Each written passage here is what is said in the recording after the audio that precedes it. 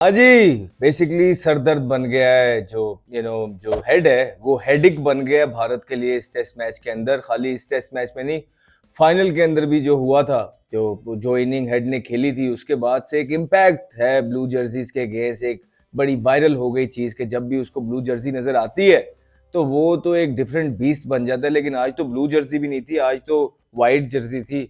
लेकिन एक you know दर्दे sir बन के सामने आए हैं ट्रेविस हेड जो है भारत के लिए, और जो 140 रन की इनिंग उन्होंने खेली है वही एक डिफरेंस इस मैच के अंदर है एज सच। और कोई ऐसा डिफरेंस था नहीं। हाँ, ये जो लीड चढ़ गई सारी, उसके बाद 5 आउट हो गए भारत के और अभी भी 29 रन पड़े हैं, ये सारी चीजें ऐसी नहीं होनी थी अगर ट्रेविस हेड का 140 ना होता। याद रहे ट्रेविस हेड जब 60-70 पे खेल रहे थे, बड़ा इंपॉर्टेंट कैच था जब रवि अश्विन को वो मिड ऑन के ऊपर से जाना चाह रहे थे और उन्होंने खड़ी कर दी थी ट्रेविस हेड ने, और वो जो सिराज के पास एक चांस गया था वो उनसे पकड़ा नहीं गया। इसमें कोई शक वाली बात नहीं है कि वो चांस मुश्किल चांस था, लेकिन आपको कहीं ना कहीं इस तरह के चांसेस, जो हाफ चांसेस जिन्हें कहा जाता है, वो ग्रैब करने पड़ते हैं इस तरह के प्लेयर के जो आपकी टीम के अगेंस्ट हमेशा रन्स करता है।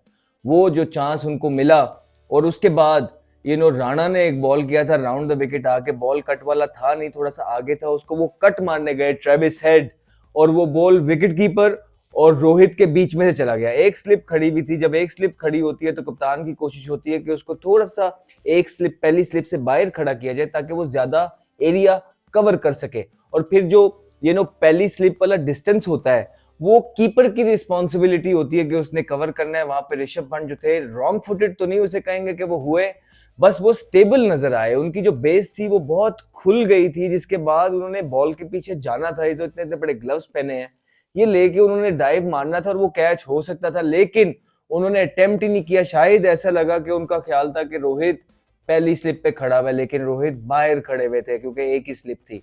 एक और चांस मिल गया ट्रेविस हेड को, जो कि हेडिक बना हुआ है भारत के लिए। फिर उसके बाद उन्होंने रुकने का नाम लिया नहीं। जैसे ही बॉल पुराना हो गया, वो सेट हो गए, उन्हें एक दो इस तरह के चांसेस मिल गए, उसके बाद उन्होंने फिर अच्छे बॉल्स पे भी मारा है। देखिए, हमने पहले भी बोला है कि बॉलिंग का डिफरेंस तो आएगा। शामी इस टीम के अंदर नहीं है जो पास्ट में बुमराह के साथ जो है नए बॉल पे ट्रिक करके दिया करते थे, वो है नहीं। बुमराह अकेला ही जो है वो कब तक भारत को हमेशा जितवाएगा। ऐसा हमने लास्ट वीडियो में भी बोला था जब मैच हो रहा था कि going forward in the series Bumrah को सपोर्ट चाहिए होगी नए बॉल पे स्पेशली। और आपने देखा कि नया बॉल उस तरह का हुआ नहीं, ना ही बुमराह ने उस तरह का इस मैच में नया बॉल किया। आई थिंक कम खिलाया है, विकेटों के अंदर बॉल कम किया है। और वो जो जिस लेंथ पे ऑस्ट्रेलियन ने सेकंड इनिंग में स्पेशली बॉल की है ना, वो लेंथ मिस की भारत के फास्ट बॉलर ने। और बहुत ज्यादा नया बॉल जो होता है, मुश्किल होता है पिंक बॉल से खेलना, वो थोड़ा सा बाहर बाहर किया, जिसकी वजह से उनके बल्लेबाज सेट होते गए और उनपे कोई मसला आया नहीं। और बुमराह जब पिछले मैच में आपने देखा होगा कि नए बॉल पे ही बुमराह सबको उतार देते थे, रिजल्ट आपके सामने थे। लेकिन इस मैच के अंदर बुमराह ऐसा करने में नाकाम हुए, जो कि बड़ी नॉर्मल है। बॉलिंग उन्होंने बड़ी जबरदस्त की है, बहुत अच्छे आउट किए, लेकिन वो जो अर्ली ब्रेक थ्रूज थे वो टेस्ट मैच के अंदर बहुत ज्यादा इंपॉर्टेंट होते हैं, जो कि ऑस्ट्रेलिया को मिलते रहे और यहाँ से भारत को नहीं मिले। और सिराज और राणा जो है उस तरह का साथ देने में, उस तरह मजा नहीं आया उनका। आई थिंक शामी को मिस कर रही होगी भारत की टीम डेफिनेटली, बिकॉज शामी एक इस तरह के बॉलर है जिन्होंने पास में भारत को हमेशा परफॉर्मेंस करके दी, और नए बॉल पे वो जो विकेट उनकी लेने की क्षमता है वो जबरदस्त है। उसके बाद आप देखिए कि जैसे ही अब उनकी बारी खत्म हुई तो एक अंडर प्रेशर टाइम था जिसमें भारत खेलने के लिए आया। बिल्कुल आसान नहीं होता। जो लास्ट मैच के अंदर ऑस्ट्रेलिया की हालत थी, वही कुछ जो है ना ऑलमोस्ट सिमिलर हालत हमें देखने को मिल रही है इस मैच में भारत की। ऑस्ट्रेलिया से आप एक्सपेक्ट करते हैं कि वो कम बैक करेंगे, हमें सबको ही पता था, और हमने लास्ट वीडियो में भी बोला था कि आप एक्सपेक्ट करेंगे कि कैंगरूज जो है वो पलट के वार करेंगे, क्योंकि जितनी बेइज्जती उनको उठानी पड़ी है लास्ट मैच में, उनके जो मीडिया और सीनियर प्लेयर्स ने जो उनको लताड़ा है आखिरी मैच जो भारत से ये हारे हैं पर्थ वाला, तो आप एक्सपेक्ट करते हैं कि वो ईगो पे लेंगे और कुछ चेंजेस भी टीम के अंदर लेके आए, जिस तरह पोलैंड को लेके आए वो टीम के अंदर, और उसने आके इज डूइंग द ट्रिक। वो बड़ी बड़ी विकेटें लेने में कामयाब हो रहा है। आज एक तो फिर विराट कोहली की जो सबसे प्राइज्ड विकेट थी वो लेने में कामयाब हुए, और उस एरिया पे बॉल किए जहां विराट कोहली थोड़ा सा, जिसे कहते हैं आप, अनकंफर्टेबल होते हैं। मुझे ऐसा लगता है कि बड़े कंप्लीट प्लेयर हैं विराट कोहली और एज सच उनमें कोई वीकनेस है नहीं, लेकिन आप विकेट के चारों तरफ जीनियस नहीं हो सकते हैं। आप में कोई ना कोई एक चीज होती है, लेकिन जो अच्छे प्लेयर होते हैं ओवर द ईयर्स उसको एडजस्ट करते हैं, और विराट कोहली हमेशा से उसको एडजस्ट करते ही आए हैं। ये जो एरिया है यहाँ वो थोड़ा सा खेल जाते हैं, कोई और बल्लेबाज हो तो वो उसको छोड़ता है, लेकिन ये इनकी एग्रेसिव इंटेंट है, बॉल के पीछे जाते हैं, बॉल के पीछे चढ़ते हैं, उनको शौक है मैच ऑन करने का, उनको शौक है अग्रेसिव रहने का, जिसकी वजह से वो अक्सर इस बॉल पे आउट हो जाते हैं। But I don't see it as a कमजोरी ऑफ हिज, लेकिन ये है कि यहाँ से कोई भी बल्लेबाज आउट हो जाता है, सिर्फ विराट कोहली नहीं, अच्छा बॉल खिलाया जाता है, चौथे स्टंप पे जो बॉल होता है इंसान खेलने जाता है तो वो निक लग जाता है। अनफॉर्चुनेटली जबरदस्त बॉल किया पोलैंड ने, और भारत की जो जो जो ख्वाब थे वो वहां थोड़े से टूटते हुए नजर आए, क्योंकि विराट कोहली से आप एक्सपेक्ट करते हैं कि अगर कोई एक इंसान है, शख्स है जो इस मैच की डूबती नैया को पार लगा सकता है, वो विराट कोहली थे। अनफॉर्चुनेटली भारत के लिए वो भी अब ड्रेसिंग रूम के अंदर चले गए हैं। और इसी तरह केएल राहुल को भी बड़े जबरदस्त शॉर्ट बॉल करके आउट किया, पुल मारने गए, उनके ग्लव्स पे लगा और पीछे चले गए। यूं ही क्रैम्प करते हैं आगे कर कर कर कर एकदम बॉडी पे, जब वो पीछे करते हैं तो जो बॉडी पे पीछे आता है तेज बॉल तो थोड़ा मुश्किल होता है, बड़े बड़े बल्लेबाज से चल पड़ते हैं। तो वही हुआ, पेसी बॉल था, हाथ एक्सटेंड नहीं हुए, हाथ पास थे, ग्लव्स पे लगा, पीछे चला गया। जायसवाल बहुत ज्यादा अग्रेसिव खेल रहे थे आज, बहुत अटैक करने की कोशिश कर रहे थे, एक दो दफा एज लगे, स्लिप के ऊपर से भी गए।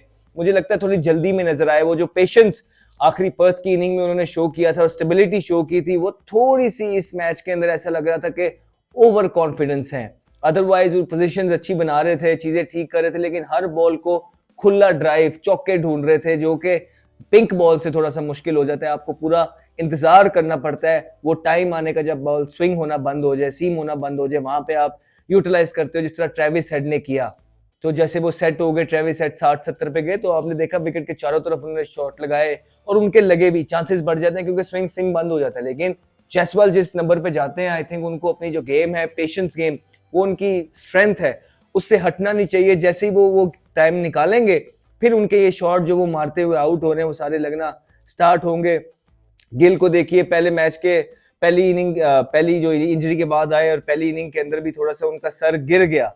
तो जब इंसान का सर गिर जाता है तो आपका विजन इस तरह हो जाता है बॉलर को, तो आपको ऐसा लगता है कि बॉल लेग साइड पे है तो आप उसको क्रॉस मार देते हैं, और यही आपका हेड अगर यहाँ पे होता है तो आपको बिल्कुल लाइन नजर आ रही होती है कि, और आप उसको उसके हिसाब से सीधा खेल लेते हैं। लेकिन जो गिल थे, लास्ट मैच के लास्ट इनिंग के अंदर उनका सर फॉल हुआ, वो गिरे और क्रॉस मार के लेग बिफोर हो गए, प्लम इन फ्रंट। इस दफा फिर जो है वो खुला ड्राइव खेलने गए मिचेल स्टार्क को, और बॉल इतना अंदर आया और उनके डंडे बाहर चले गए, और बिल्कुल जिसे कहते हैं कि जो पोजीशन और सिचुएशन में भारत था, वहां थोड़ा सा रैश शॉट में उसे कहूंगा गिल मारते हुए आउट हुए हैं।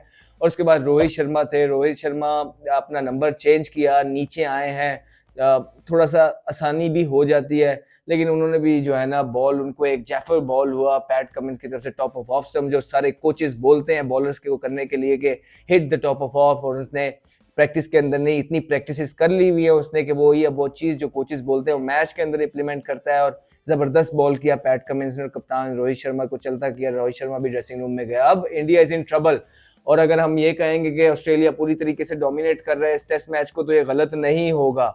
अभी भी 29 रन पीछे है भारत, और सिर्फ ऋषभ पंत और रेड्डी खेल रहे हैं। दोनों अच्छे प्लेयर हैं, इस तरह के प्लेयर हैं कि भारत को कहीं एक अच्छे टोटल की तरफ लेके जाया जा सकता है, लेकिन अकेले रह गए हैं। इसके बाद अश्विन है, अश्विन की भी 2-2 सेंचुरियां तो उन्होंने की नहीं है, तो एक उम्मीद की जो किरण है वो तो जरूर बाकी है भारत के लिए, बिकॉज पैंट भी 200 मारे हुए हैं, ऑस्ट्रेलिया में बहुत इंजॉय करते हैं जब भी वो बैटिंग करते हैं।